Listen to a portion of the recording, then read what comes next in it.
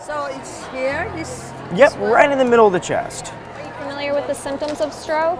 Yeah, so there's just a reminder on there. So the Vulnerable Population Strategic Initiative, also called VPSI, is a collaboration between the University of Washington School of Public Health and Public Health, Seattle and King County.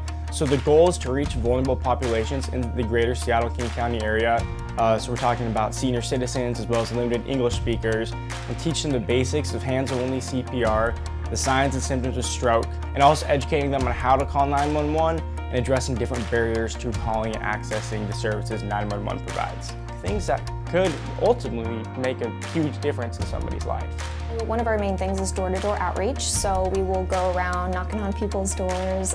We're also going to different community centers, and we'll actually do hands-on CPR. We have mannequins that people can actually attempt to do the CPR.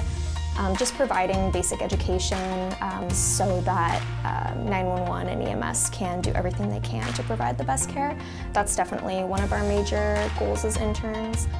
I think what I've learned most with my capstone experience is how to take what I've learned in the classroom and then bring it into the work that I do in the community. And so that's what I've loved, especially with VPSI, is that we work so closely with people that I'm able to take what I have learned in the classroom and just actually do it.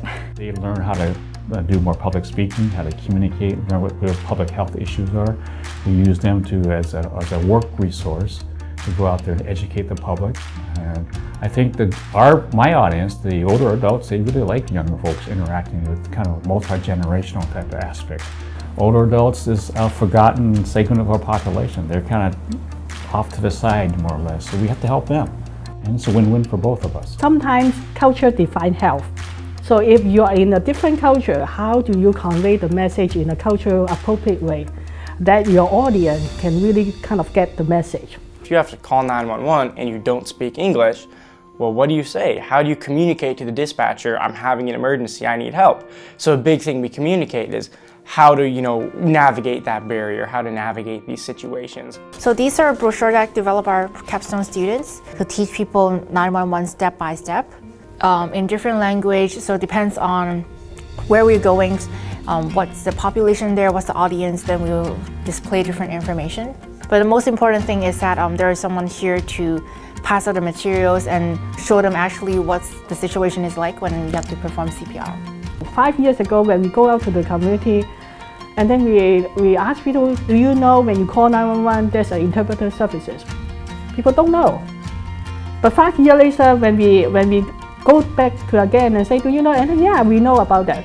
So we move on to teach them something new. Awareness starts way early on. We're trying right now to help them, but I want to see how can we just make this a public conversation, and how can we get everybody involved before it becomes an issue. If you can be the person that, implements a program, a community-based effort that stops people from ever getting to the point that someone has to show up and tell them it's gonna be okay, just stay with me, then that's just as good as being the person who shows up when the emergency is actually happening.